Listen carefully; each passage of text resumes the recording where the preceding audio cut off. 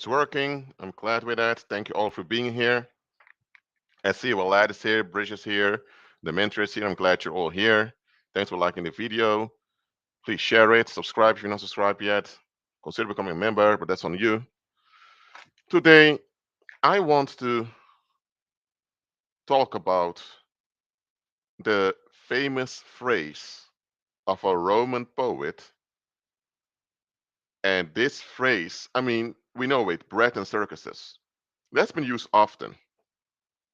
I remember even in high school, we were taught about this bread and circuses. I want to talk about that. But before I continue, how many of you ever heard of that phrase before this live stream? Bread and circuses. Let me know in the live chat. Let me know.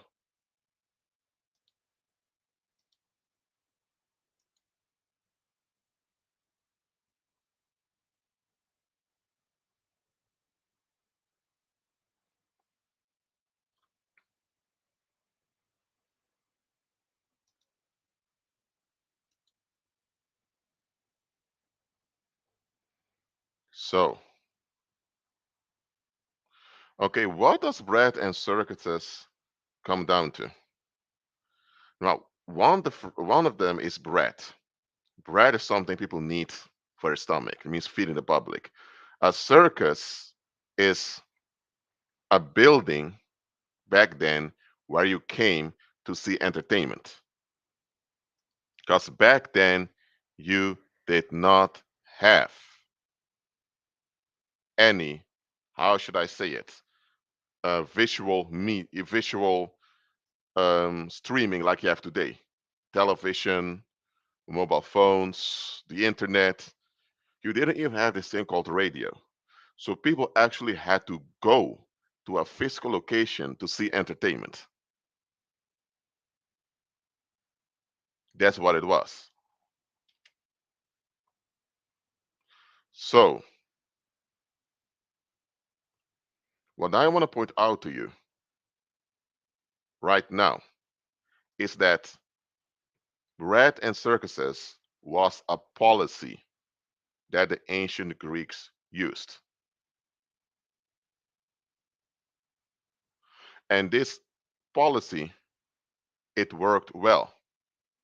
People say, Rashid, ancient Greeks, ancient Romans. Well, the Romans expanded because of Greece. Because remember, Rome was a Greek colony. So, this Greek, or you can say Roman policy of bread and circumcision, how does it work? It goes like this. The left wing part of the government emphasizes relief for the public in the form of getting their basic needs met, I mean, eating and drinking. That is what you need to understand. A human being is an expert in making excuses.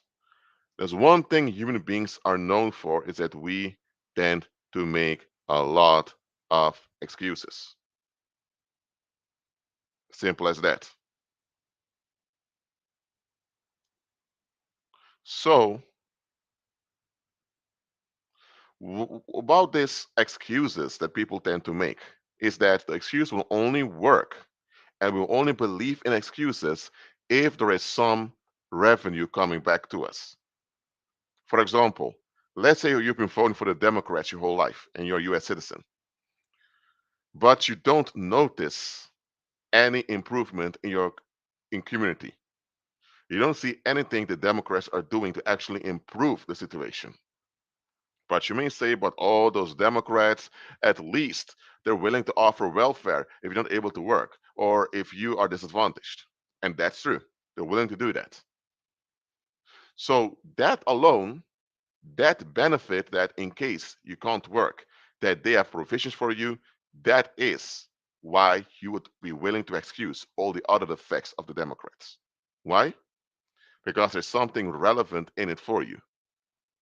Because it could happen to anyone that, due to unforeseen circumstances, you have a financial setback. Now, as a believer, we overcome all those things out of time, I know.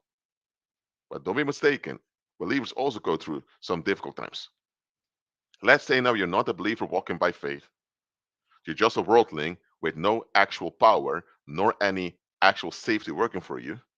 The only thing you have is your collaboration with a group of people. So you want to collaborate with a group of people that will benefit you. You don't want to collaborate with people that are acting against you. So you needing to have food, you need to have shelter, you need to have something to drink. Those are basic physical needs that need to be met for you to even be alive. So if there's a group that's not willing to secure this for you, why would you join them? So a lot of people in the United States they support the Democrats based on the need for their physical needs. At least they know with the Democrats there's a thing called welfare or food stamps. At least that with that you can stay alive. Now for those on the other side who ignore their own basic needs are more focused on the intellectual need to belong, they would say, hey, but I belong to the Republicans. We are proud people of hard workers. Hard work makes you happy. They say all those weird things that scientifically don't add up because hard work exhausts you and brings you diseases, but they keep on saying those things.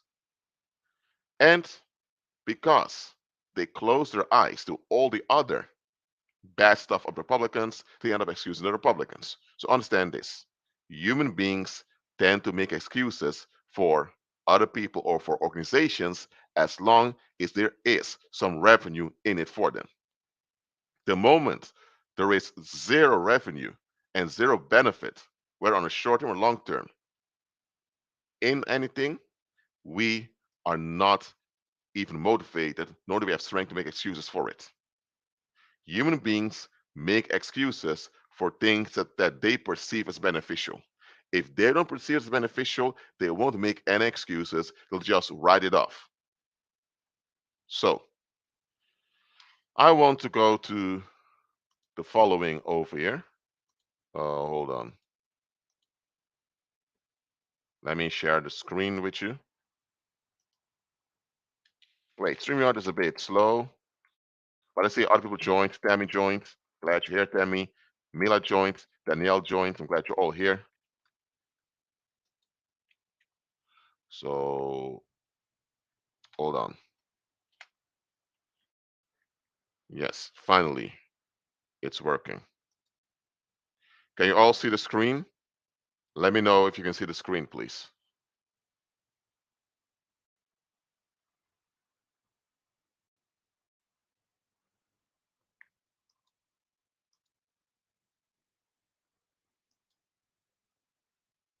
Can you all see the screen?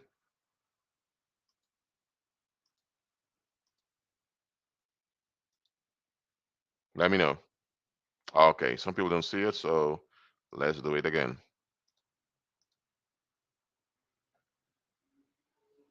All right. What about now?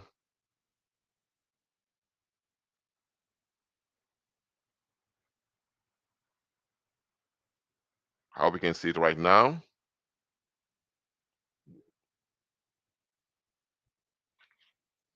So, well, let's see. Okay, what you see here is just image to reveal onto you the economy of the Roman Empire around 180 AD. Around the time the Roman Empire was kind of at its peak. I say kind of. But let's see here what you see here in with this color, purple, are the foreign imports that they were doing. As you can see here, they got salt from the Sarmatia area over here, which they would call Ukraine, the Ukraine area or Russia. That's where they got salt from, or pine wood from pine trees. They got slaves from the Baltics people. They got gold from Eastern Europe. They got cows and tin from the Germanic tribes. And, well, also gold from Africa, salt, limestone, exotic animals, of course, spices from China, silk from China. Also, I don't know what that thing is, some other plant from China also. You got elephants from Arabia here also. So there was a lot of import going on.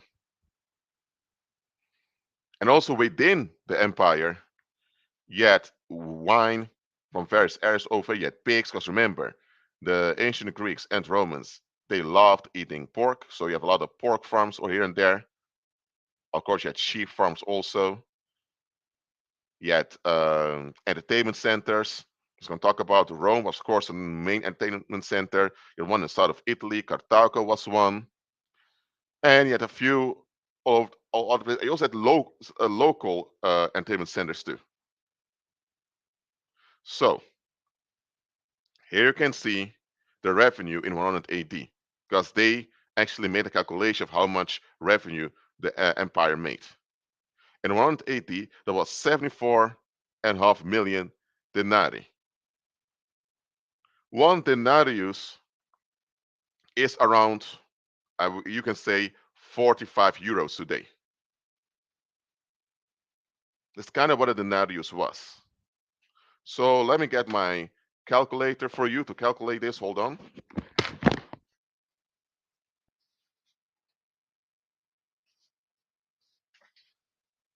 Yeah, we're going into this. 40, I'm saying 40, 74.5 million denarii times 45. Hold on.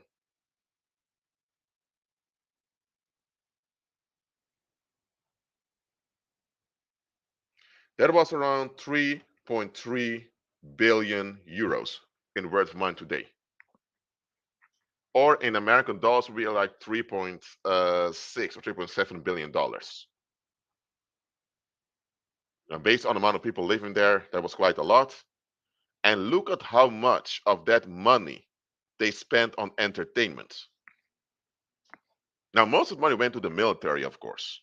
No, most money went to the infrastructure, then the military.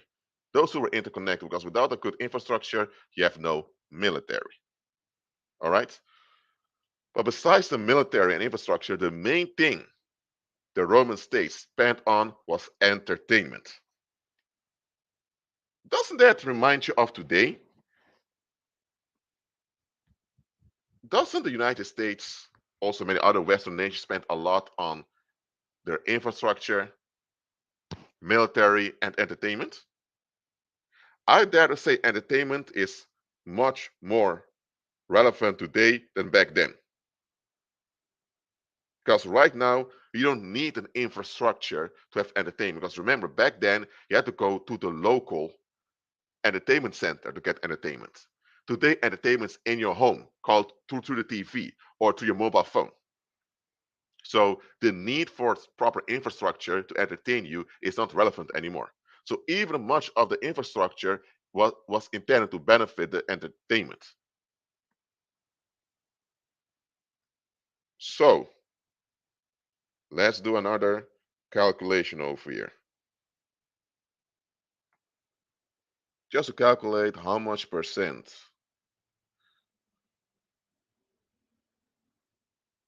of their revenue they used for entertainment.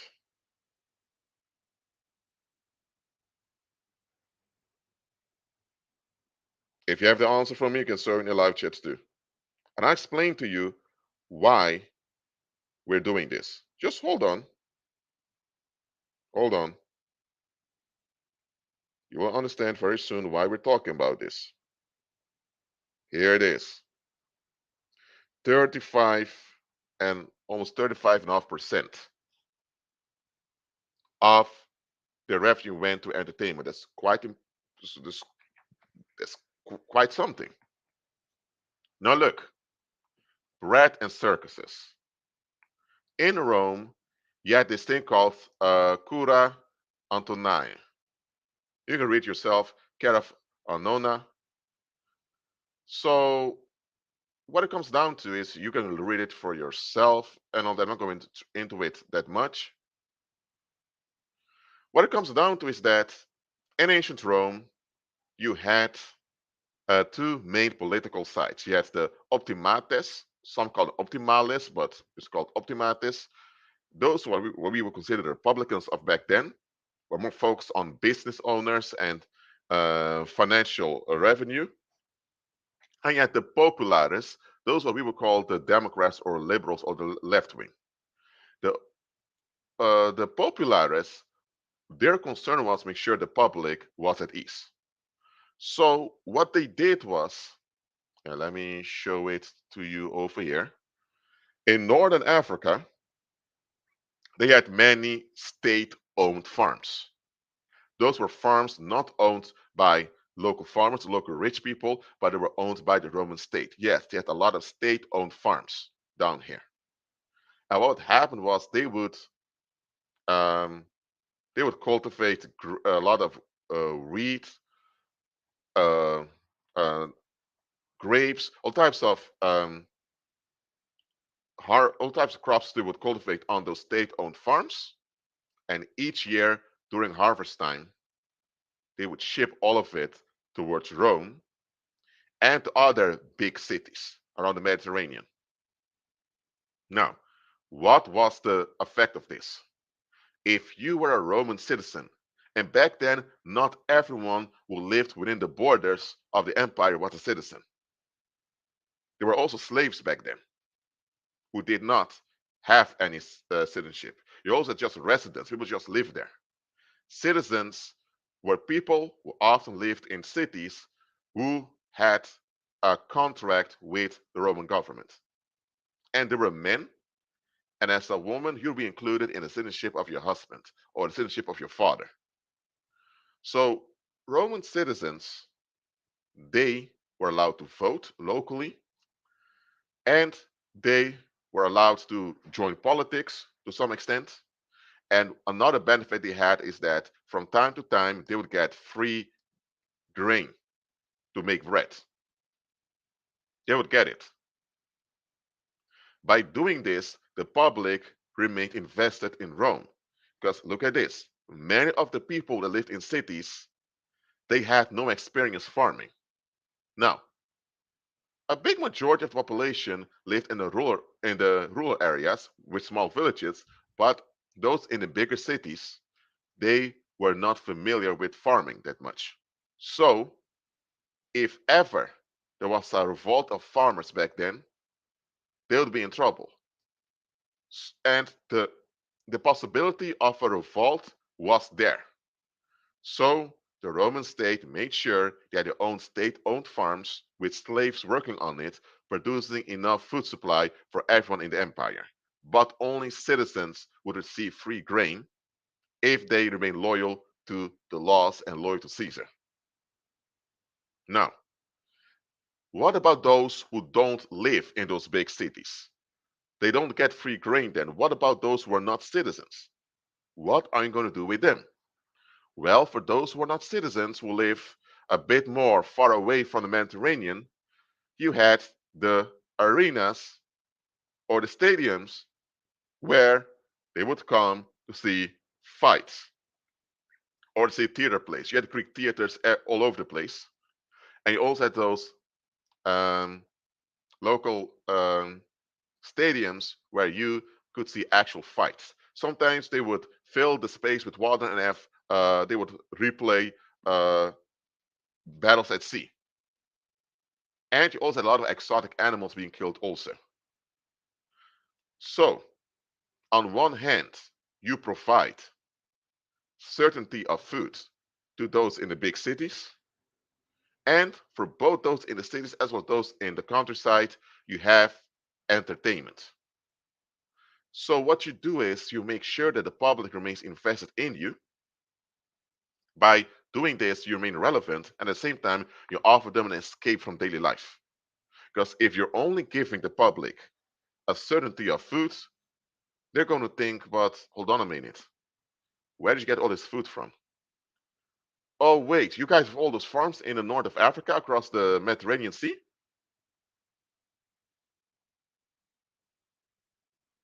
Hold on, so you guys are able to feed all of us. So why do we still have to go to work? Why do we have to work and pay taxes if you guys have all those big farms to feed all of us? So you can't just give the public free grain from time to time so they can make their bread. And tell them if you want to have luxurious foods, you have to work. But the thing is, they're going to think, okay, but we're working primarily to able to feed our families. But now you guys give us free grain from time to time. Hold on. So you don't want the public to think too much. So you distract them with drama. So you tell people they have to work, and because they work and pay taxes, they get free grain from time to time. And because they work, they want something in return besides food. Because they think I can work and get food even without paying taxes, without being a Roman citizen. So what's the use of being a Roman citizen if I need to work in order to get stuff? Outside the Roman Empire, the same thing happens. So you tell them, hey, if you're a citizen, or maybe you're not a citizen, but if you just pay your taxes, you can go to those free games over there where you have gladiators fighting. And you may even decide where the loser lives or dies. Yes, such things happened. Now, did the world actually change? Nope, the world did not change. Bread and circuses are still used till this day. You may think, Rashid, how is it used? We don't get free food over here. No, no. If you don't have a low income and you don't live in a country with a strong left wing, then that doesn't happen. Then you have to rely on the church or on charity. But what they do offer is tax benefits as well as all this entertainment around you that's pushed into your face. And besides entertainment through TV and movies, you also have political drama. Political drama is also a type of entertainment for the masses. It isn't labeled as entertainment, but that's what it comes down to. That's really what it is. So, anytime there's a political drama in your homeland, just remember it's bread and circuses. It doesn't say circus, singular, it says circuses. Because you can't just come with one distraction to the public. Okay, let me share the screen with you again. All right.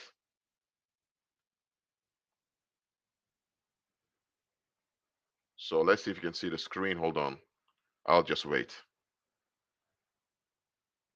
Can you all see the screen? Because I'm not sure if it's properly working. Hold on. Let me just do it one more time. Sometimes the software doesn't get it, so let me try it again.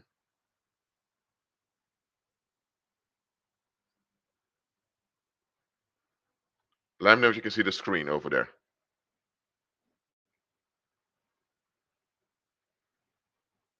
All right. So what you see here is what's left of the Colosseum. The Colosseum was constructed near the end of the, not actually end, but somewhere in the 80s of the first century. It cost a lot of money to build. Well, this was left of it. Look how tiny the people are. Those are the tourists who come to visit it. By the way, what you see here was below the ground. This used to be the ground of the Colosseum. This was below. So over time, much of the ground was removed. So were the underground networks over here. There were, I believe, they had a capacity of 50,000 people sitting in here. 50,000 for that time, it was enormous. Some of you who were raised in Europe may have visited it on holiday or on a school trip, but that's what you see over here. Let me go over here. This is how it looks from the outside today. Back then, it was an enormous structure. Now there were smaller of such buildings around, but the one in Rome was the main one. And by the way, you had all types of statues of Greek gods over here, so it was full devil worship back then also. Now let's look at that. Hold on. Yeah. All right. Let's see if it finds what I want it to find. Okay. This is a football stadium. Well, let me show you this one over here. This one is, yeah. This is a football stadium right over here. What do you notice about football stadiums? They have a similar build as the Colosseum. Okay, let me show that over here. Oh no, this just how it used to be in ancient times. So it is today. But look at those football stadiums over here. The present day football stadiums are inspired by ancient Rome. These days they use football stadiums. See it over here. Let me see if I can make this bigger. No, it's not a big image. Never mind. But just so you know, look at all these people over here being there to see a game. Now, why would people gather? Wow, look at this. It's a soccer game. Look at how many people are there. Why would the public gather to such places just to see a big football game? It is because it's a form of escape. Just think about it. On one side of the stadium, you have the people who are for this party. At the other side, you have people for the other party. So there's actually a war going on the field. So the people here, they would identify with the players on their team. And when their team is scoring or making a point, they will feel like a victory. If their team would lose, they would feel like a loss. So this is a way to generate social cohesion. Entertainment is a way to generate social cohesion. I'm not even going to go into the build of this design because even the design is a reference to Apollo right over here. Because you can see the sun symbolism in here also. But I'm not going into that right now. This is for another live stream. So, not everyone goes to a football stadium. They don't. Most of you don't do this over here. Most of you just go to your TV and I mean, type this in. For most of you, just this. You're in front of your TV. Let me see if I can make this picture bigger. Yeah, not for most. It is for most people. Just sitting in front of their TV. And TVs today are not like those old TVs of the past. Let me see if I can find one.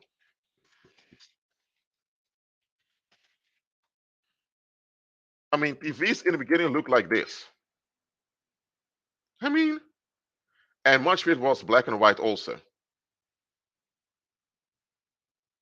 This, you compare that to this, this seems quite to compare this. So over time, they optimize technology. But understand this, the TV went through its development, and today, besides TV, you also have the smartphone. So a lot of you, including me, use a smartphone. And on your smartphone, again, you can have various of entertainment, whether it's playing games or listening to music, or have navigation. So I know there was a time you had those tiny TVs or pocket TVs. That's something you had in the past, but you don't really have the. You still have them around, but pocket TVs you don't need them anymore because now you can have TV servers on your smartphone. Now understand this: all this technological advancement they push out right now. Yes, it's good to have TV screens like this. I'm you from my computer.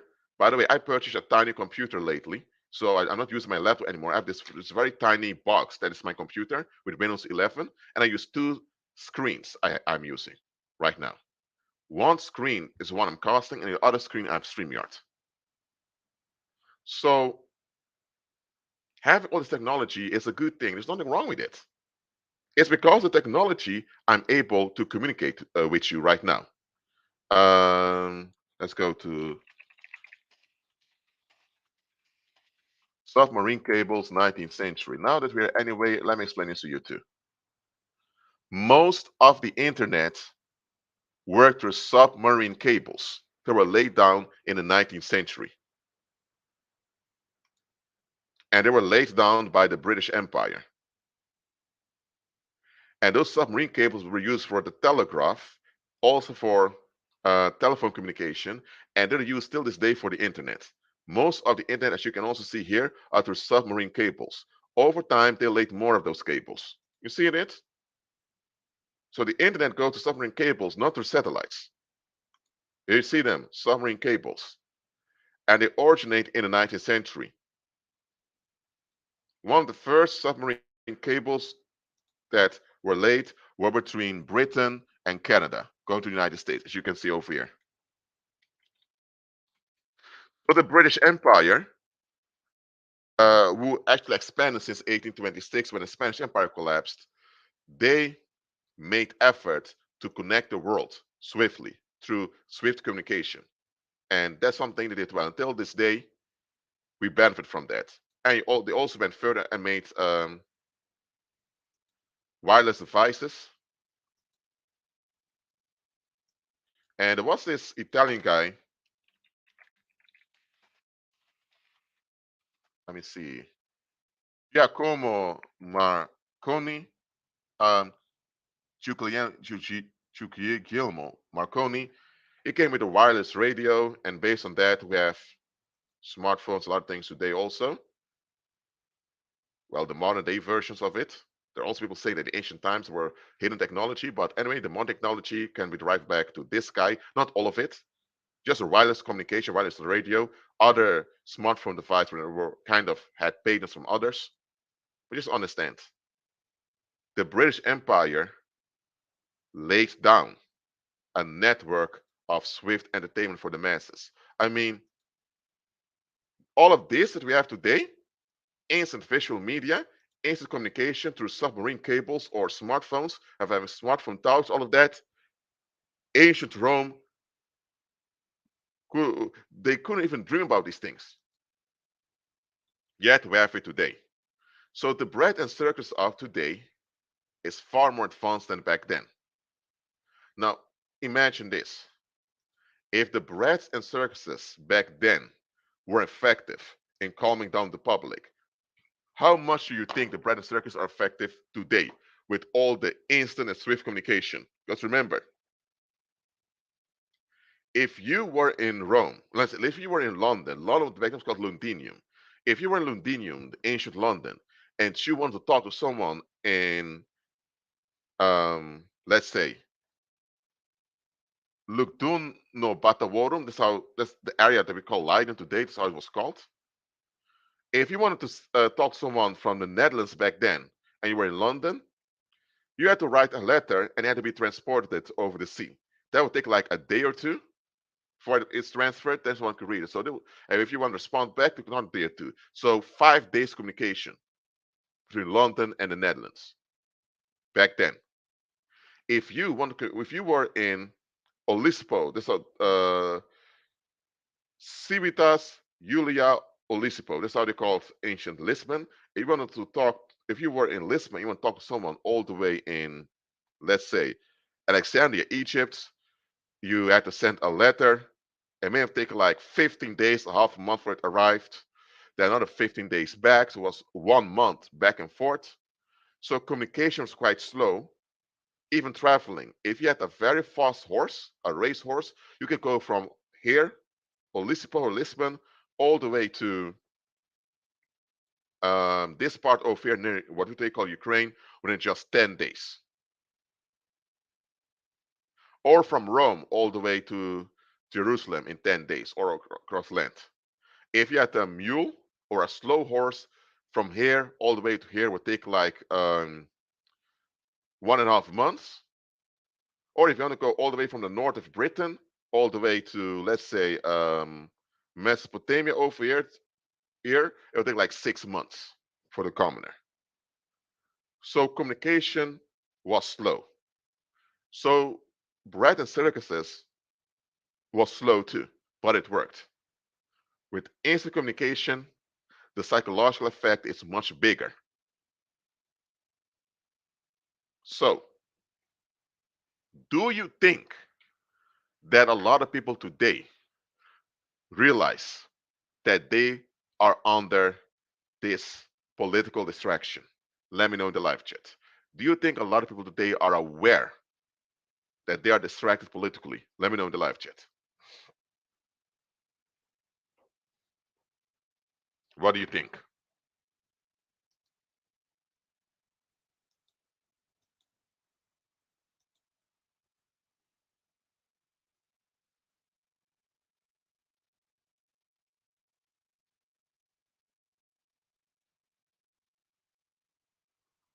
Now,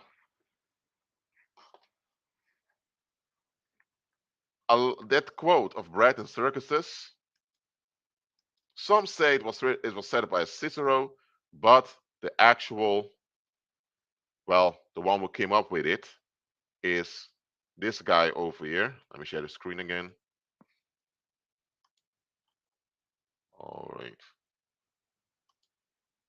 They call him Juvenal in English, but his full name was Decimus Junius Juvenalis, also called Juvenalis, because the V is like a W, Juvenalis or juvenile in English, and he was he wrote satires. Okay, so he was mocking the reality of the day. Now he was mocking the military. He was mocking a lot of stuff, but because he was known as this poet, he could get away with it. Now, what he said of bread and circuses is the following. Let me change the screen sharing so that you can see that too. Hold on.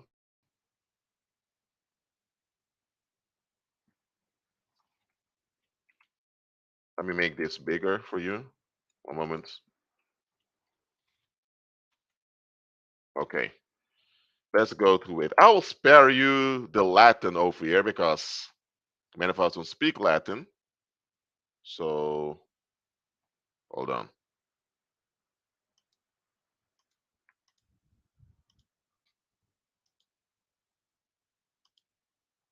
Okay, this is much better.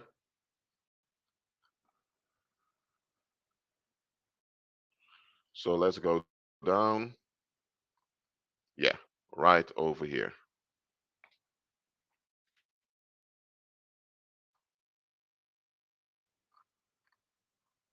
Oh, no, let me go red and circuses. It's wrong. Yeah, here it is.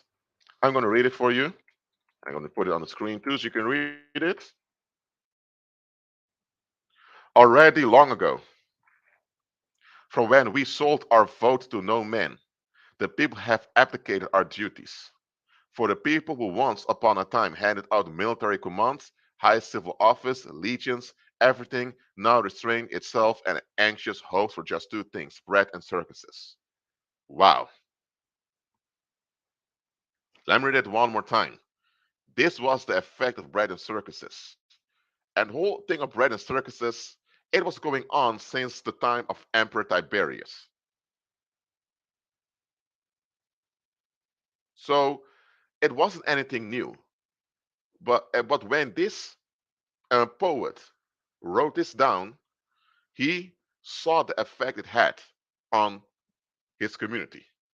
And he knew about history too, even though you wouldn't call him an historian, Asian historian, but he knew about history. And this is what he says. Already long ago, for when we sold our vote to no man. So he's saying is that in the past, the public had more values. They didn't just trust any politician who came along. We used to be quite critical of those that led us. Because remember, Rome used to be a republic. Now, I'm going to talk about the Roman Republic very briefly, not that long. I'm not a classicist, but I'm going to mention it very briefly from an anthropological point of view. But let me finish this quote again. The people, referring to the Roman Republic, have abdicated our duties. For the people who once upon a time handed out military command, high civil office, legions, everything now restrains itself and actually also just shooting bread in circuses. So what he's saying is this whole policy that the government has is make the public docile. They don't care anymore what goes on around them as long as they can escape and they can, well, get their bellies filled.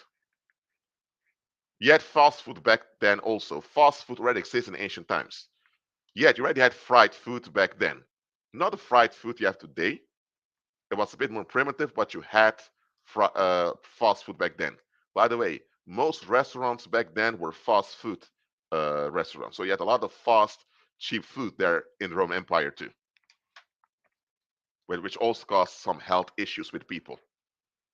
All right, so yeah, the fast food problem today is also something that ancient Rome had. So let me go. Let me stop the screen sharing. So what we are in now is a historical cycle that repeats itself.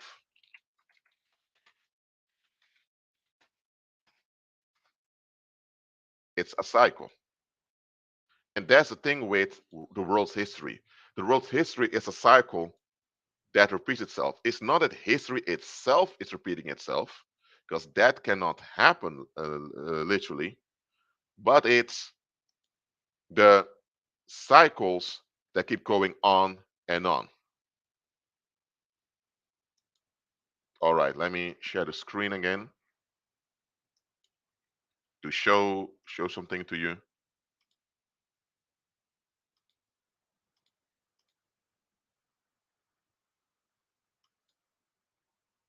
All right, let me see if it catch the screen sharing. Nope, it didn't. Let me try it again.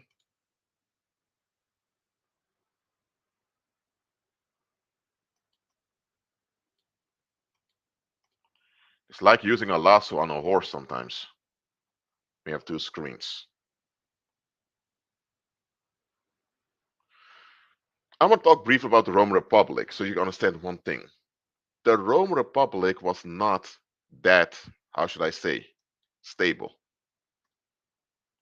Let me tell you why.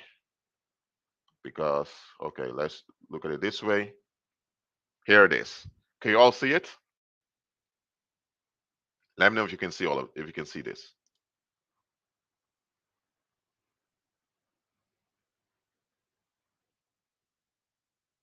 By the way, this is a French map to represent the situation, by the way. But let me say it like this. This was the city of Rome. This was Italia, the mainland. These were the conquered areas. This is around 50 BC. Gallia became part of it later on, what we call today called France.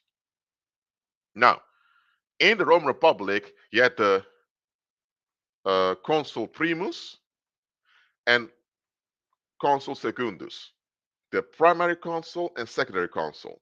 That's where we get the president and vice president from. So you had two consuls. One was the head consul, the actual head, and the other one was the secondary one to keep the primary in check. So let's see it like this. The consul was chosen through elections. So the people elected, meaning the men who vote elected the consul. But think about it. For you to travel from Rome to Aquileia over here, it, by if you have a very fast horse, you could be there within just the same day. If you have a common horse or a mule or whatever, it would take like 4 to 5 days to go here. So there was a distance in communication. So within all the way from the north of Italy to the south would take about 2 weeks. So within a 2 week span, you had communication over here. But as you can see here, Syria was also a part of the Roman Republic. So let's say now that the consul, you had two of them, the primary consul makes a decision to increase the taxes. Within, let's say, 2 weeks, it arrives in Syria.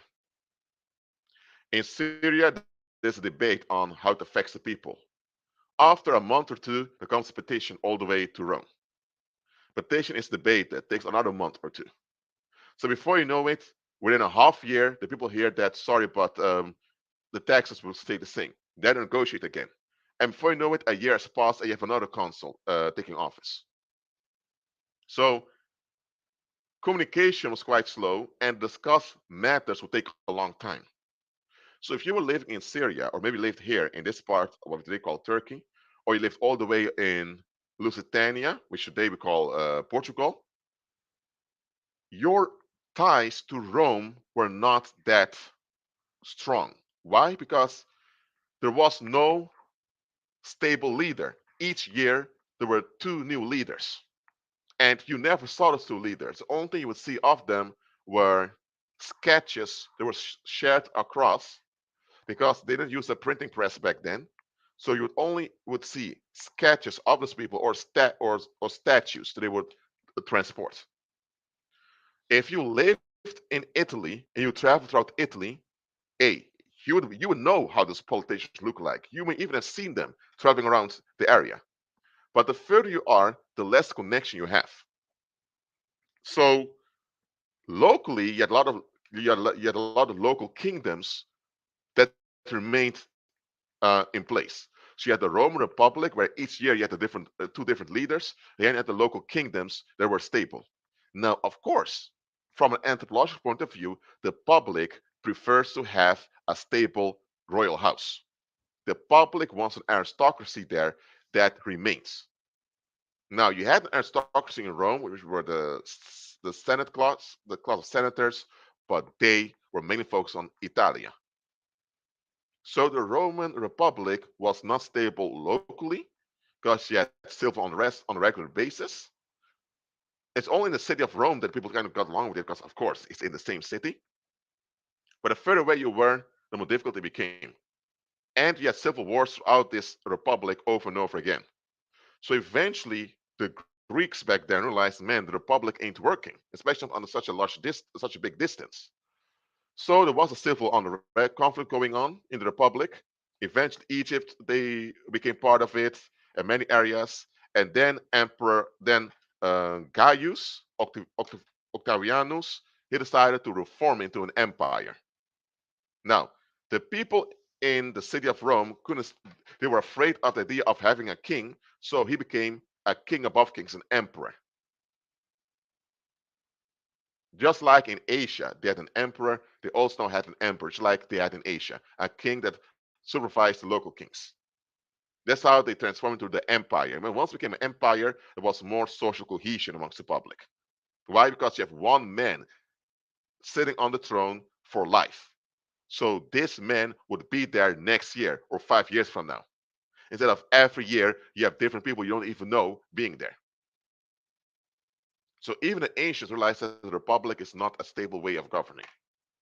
That's what I point out to you. So one way Emperor Tiberius and the later ones realized how to prevent um, unrest here and there is by having entertainment and uh, regular, not every day, but regular free food or very cheap food in form of fast food. And the same they're doing today. Now, the title of this live stream was The Smart Pagan, I believe, Smart Pagan uh, Policy Behind Bread and Circuses. Why are bread and circuses so effective? Why is it a smart move? Because, look, as I mentioned before, Rome used to be a republic for a long time, and the republic only governed Italy, but then it began to conquer other areas. And once the republic grew, the public realized, oh dear, we need to watch out. We need to be alert because anytime there can be social unrest. Once it became an empire, there was more psychological ease amongst the public because, hey, you have a family that oversees everything for life. But but then there was still rivalry. and conflict within the nations within the empire. So everyone had to be alert for their own local interest. That's why democracy did exist, but only on a local level. Locals would vote for what went on in their city, not for the whole province or the whole area. That's how it was. So what we have now, national democracy, it was not something the ancients were thinking about. Because, okay, let's take the Roman Republic around 50 BC as an example. Let me share the screen again. Hold on.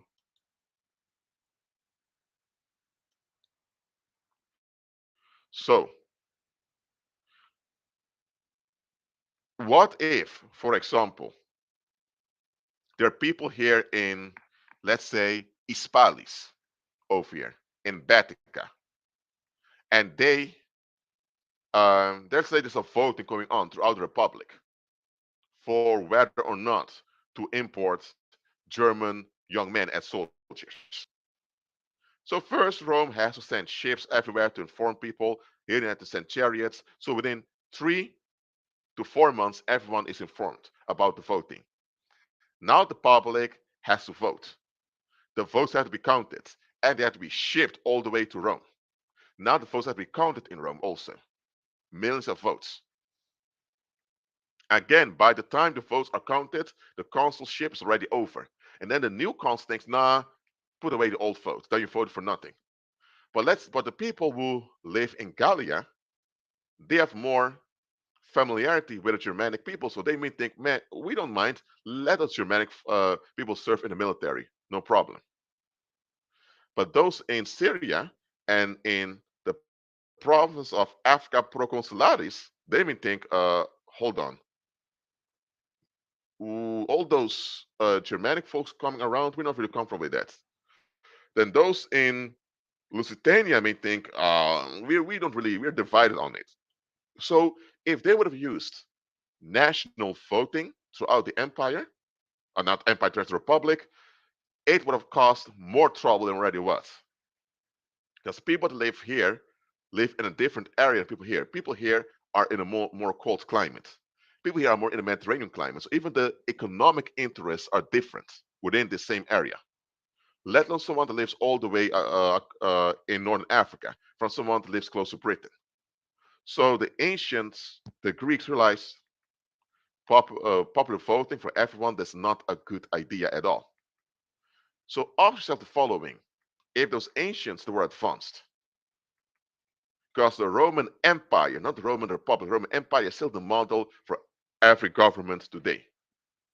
If the ancients were smart enough to abolish the Republic and to not put national voting in place, why are the leaders of today doing it?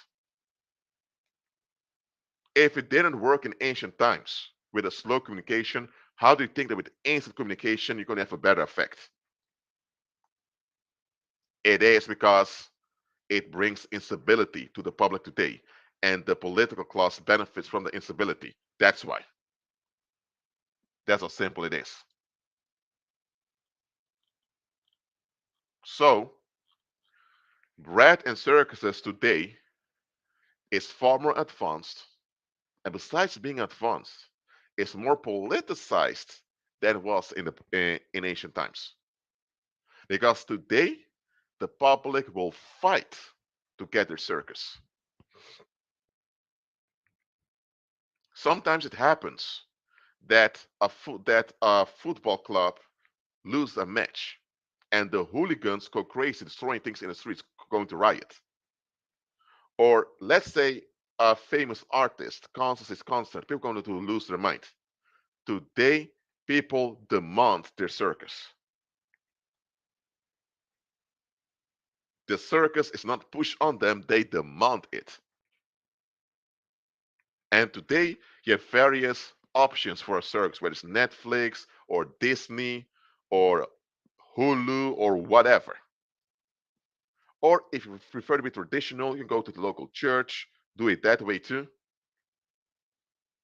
The public today thinks that their circus is their right. They feel entitled as if they have a right on entertainment. That's how far it is. In ancient times, they knew they had no right for entertainment, even though they were citizens or paying taxes. Today, they demand it. But another difference with the bread and circus of back then and the one of today is that today the public believes in hard work.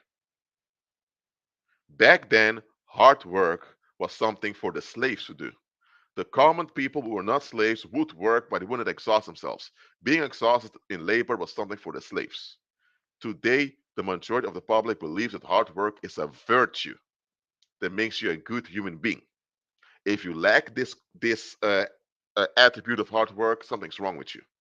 Even though they're elites that generate this, that keep the system going, they're not even working at all. So today, the public identifies with bread and circuses. They're willing to work hard for their bread and then get their entertainment as a type of entitlement for them working hard. I'm telling you, if those people in the ancient Roman Empire, if they would, if when Jesus comes back and they would see the unfolding of history, how people are today, they would be shocked, thinking, "What? Hold on a minute. You guys had those political leaders who could even provide fresh drinking water, while us back in the Roman Empire, almost everyone had fresh drinking water, rich and poor, even homeless folks. We have public baths, public toilets, all of that, and you guys are paying a lot of taxes, and much of your drinking water is even drinkable. And you guys were laboring 40 hours a week and tolerated this? What? You guys worked 40 hours a week being away from family and friends in your local community just to endure a lot of drinking water from your cranes that aren't even drinkable, and to have food that's tampered with a lot of sugar and all of that? What? I'm telling you, technology wise, things went forward in the world. If you want to travel from one place to the other, you can catch your airplane now. If you want to communicate, you can just go on the internet or use the telephone. In such manners, things improved when it comes to communication and technology, how we can communicate at a distance. But when it comes to the social attitude, things went backwards. I can guarantee you, if back then during the Roman Empire, somewhere in Germania Inferior, that's how they call the Netherlands, but in Germania Inferior, I mean Lower Germany. If back then, in what do they call the Netherlands, but then Lower Germany, if back then the locals got dirty water from the aqueducts, they would riot and revolt. And if the local Roman governor wouldn't do anything about it, hey, they would be over it, saying, "Why the heck are we part of this empire? We can't even provide fresh drinking water. What the heck is this?" But today, people say, "Well, you just have to pay the water bill, and even if the water is not drinkable, well, it's at least it's better than those poor children in Africa who don't have anything." They use poverty in Africa, even though most of Africa isn't even poor, because Africa is a giant continent, not a single country. They use that as narcissistic supply so they don't have to face the neglect from their own people around them. That's why on those commercials keeps showing you those African children with big bellies suffering hunger in the mud and all of that. They won't show you the rich capitals and the entrepreneurs and all the prosperity in Africa, in sub-Sahara Africa, black Africa. They won't show you that. Why? Because people want narcissistic supply, looking down on Africa, so they don't have to face the neglect of their own leaders and their own public around them. That's it. So much of the charity industry is also a form of bread and circuses. So understand now, when people tell you that the world improved, or let me tell you what improved. Our technology to communicate and our technology to travel, that's what improved. And I'm happy with that. I don't have to spend 6 weeks on a sail ship if I want to cross the Atlantic. I don't have to spend 3 months sailing if I want to go to Japan or Korea. I can just go into an airplane and be there within 10 or 11 hours. But when it comes to the attitude, okay, there are certain social improvements due to the gospel, like human rights and the fact that their protection for services for children, all of that. So so due to the gospel of Christ, there's been some social improvements here and there. Absolutely. But when it comes to the attitude of worldlings, generation on generation, they went backwards and backwards, and will continue to go backwards till Christ comes back. No, I'm not saying that in the past everything was good. Absolutely not. There was a lot of crime, a lot of horrible things happening in the past. Absolutely. Not even ancient times, even uh, modern history, like 2 centuries ago. But at least the public realized, hold on a minute, if this does not benefit us as a community, why are we putting up with it? Today, the public, wherever they are, they tend to tolerate a lot of things that won't benefit them. Why? Because they can escape in their quote unquote private universe. So, yes, bread and circuses is a smart move, but for us that are alive today in the end times, it's a move that backfires. Because the moment the circus ends and the public has to deal with all the neglect around them, they lose their mind. And well, today, the a former prime minister of Japan, Abe, was shot. He was killed. Well, of course, the world's leaders respond with a lot of shock and a lot of crocodile tears amongst them. Also, there were news from mainland China where the public was celebrating that Abe got killed. But yes, such things happen. And there is a symbolic movement on the Dutch island Texel. Texel is one of the Dutch islands in in Europe itself. It's a wetland island, and the public there symbolically declared independence, even have their own symbolic parliament and symbolic prime minister to protest against the policy of the Dutch government in The Hague. Now it's symbolic, but if they don't watch out, it may become a real independence. But anyway, that's on them.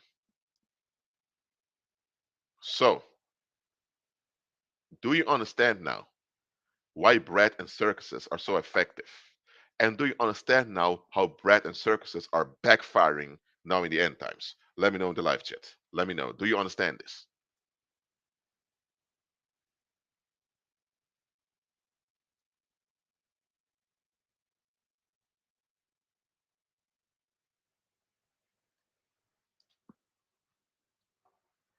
And by the way, if you have any questions about this topic, please ask them. I'm here.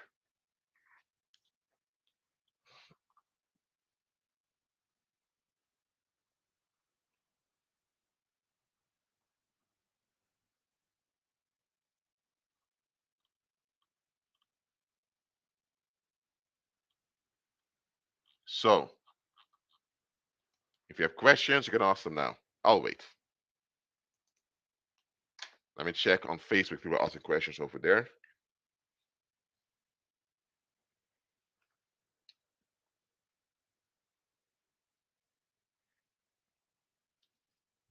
If you have to go, you can go.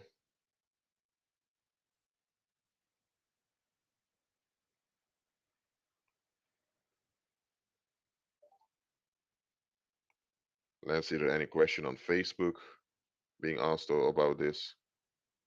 No, no question on Facebook. All right. So understand, believers, or understand, saints. Bread and circuses is an effective way to calm down the public. And you know what? We should not be fighting bread and circuses.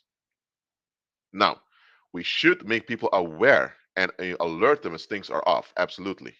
But the bread and circuses, let me tell you why we shouldn't fight that. Because the public does not want to face anything.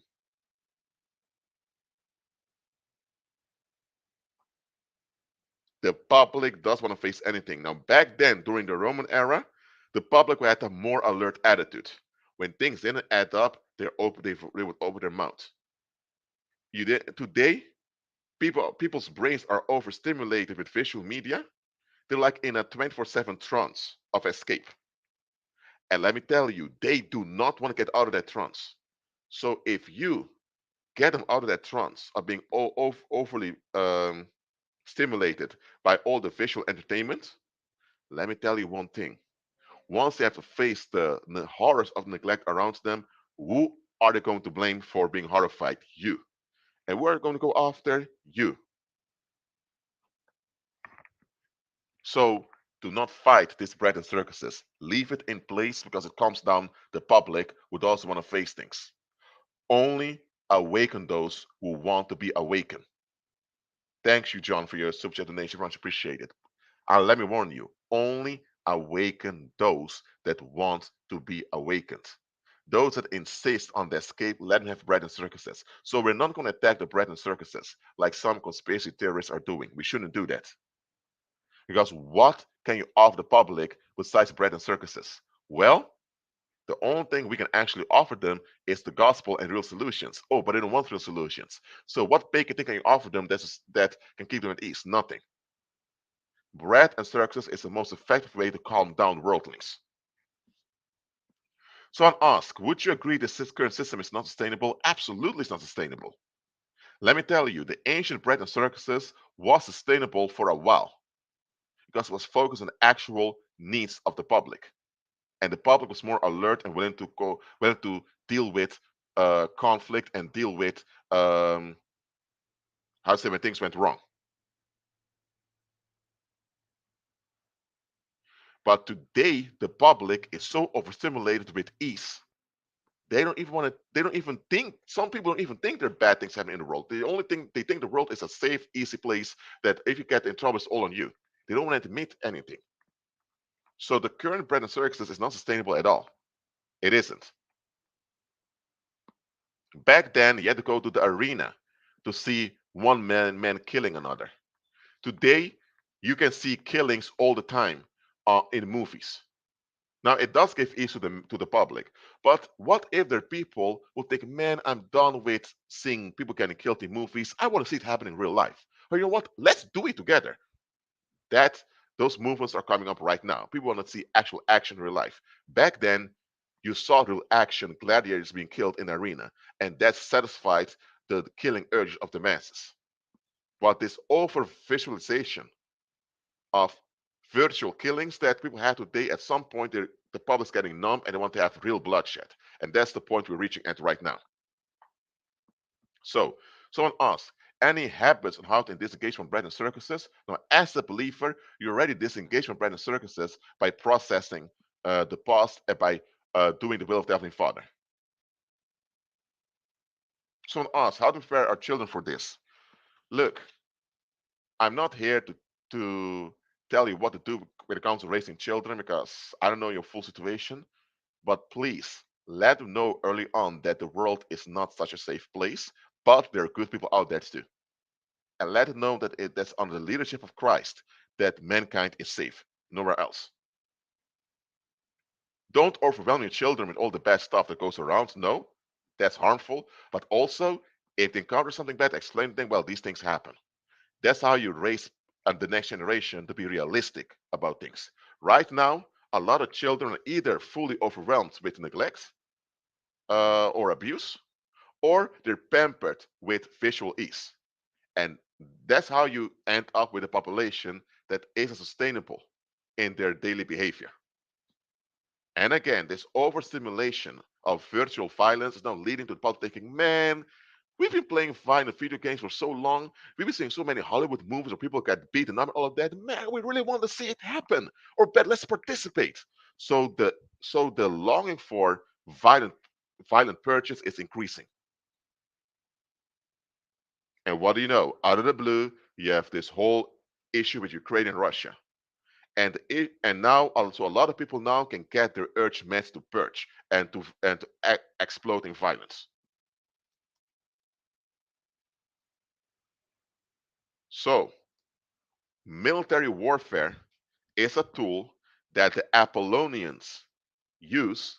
The wizards are using military warfare to ease the killing urges of the masses. Without military warfare or without criminal warfare in the streets, the public would develop the urge to actually kill or escalate themselves. Today, you have virtual media that gives them some relief for that gives them that validates their killing urge. But soon, the public's going to think, man, too much TV, too much Facebook. Let's just do it in real life. Let's go for it. That's about to happen soon. And the political leaders they have no idea what to do about it. The only ones who will be able to secure safety are believers walking the resurrection power. Soon it's going to be only believers with the resurrection power securing safety through the resurrection power in their neighborhoods. Soon the police and the military will not be capable of of keeping the killing urge of fallen mankind in check, because fallen mankind has killing urges. They do. That's part of being fallen. It's only when you renew your mind that this killing urge cannot develop in you anymore. But I don't think as individuals, as a collective, worldlings develop killing urges because we want to escape. Just so you know that. I've made live streams about this already. All right. So thank you all for being here. Keep on agreement with Christ. Be at peace. And I'll see you next time.